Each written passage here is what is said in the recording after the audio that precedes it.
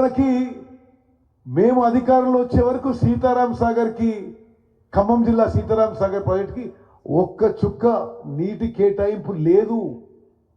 నేను ఇరిగేషన్ మంత్రి అయినాక దాన్ని ఫాలో అప్ చేసి మరి సిడబ్ల్యూసి ద్వారా 67 టీఎంసీలు కేటాయించే విషయం ఇప్పుడు చివరి దశకు వచ్చింది.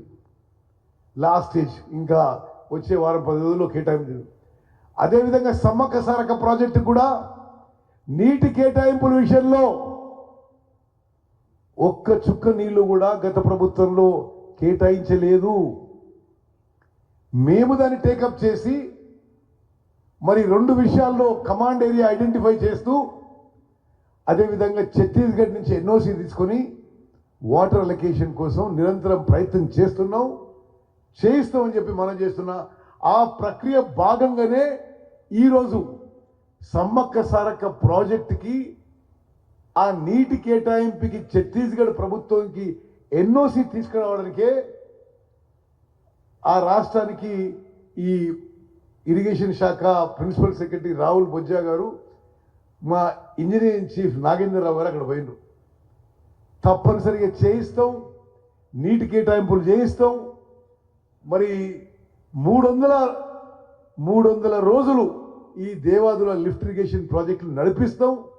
60 టీఎంసీల నీళ్లు నడిపిస్తాం.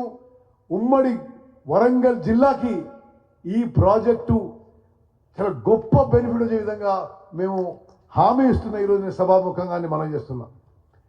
అదేవిధంగా చాలా విషయాల్లో పెద్దలు చాలా అనుభవంతో మాజీ మంత్రులు, ఎమ్మెల్యేలు, ఎమ్మెల్సీలు చాలా విషయాలు చెప్పారు. నేను స్పష్టమైన హామీ ఇవ్వదలుచుకున్నా. ఏదో ఆషామాషికి వచ్చి రివ్యూ పెట్టి ఏదో మాటలు మాట్లాడి పోయే టైప్ కాదు. మీరు చెప్పిన ప్రతి మాట నోట్ చేసుకోవడం జరిగింది. సాధ్యమైనంత వరకు ఈరోజు మీరు చెప్పిన విషయాల్లో ఎంతో కొంత ప్రభుత్వం నుంచి పరిష్కారం, పురోగతి ఉంటుందని చెప్పి నేను హామీ ఇస్తున్నాను. చాలా విలువైన, అమూల్యమైన సలహాలు, సూచనలు ఇచ్చారు. ప్రతి ఒక్క విషయం నోట్ చేసుకున్నాం. అదేవిధంగా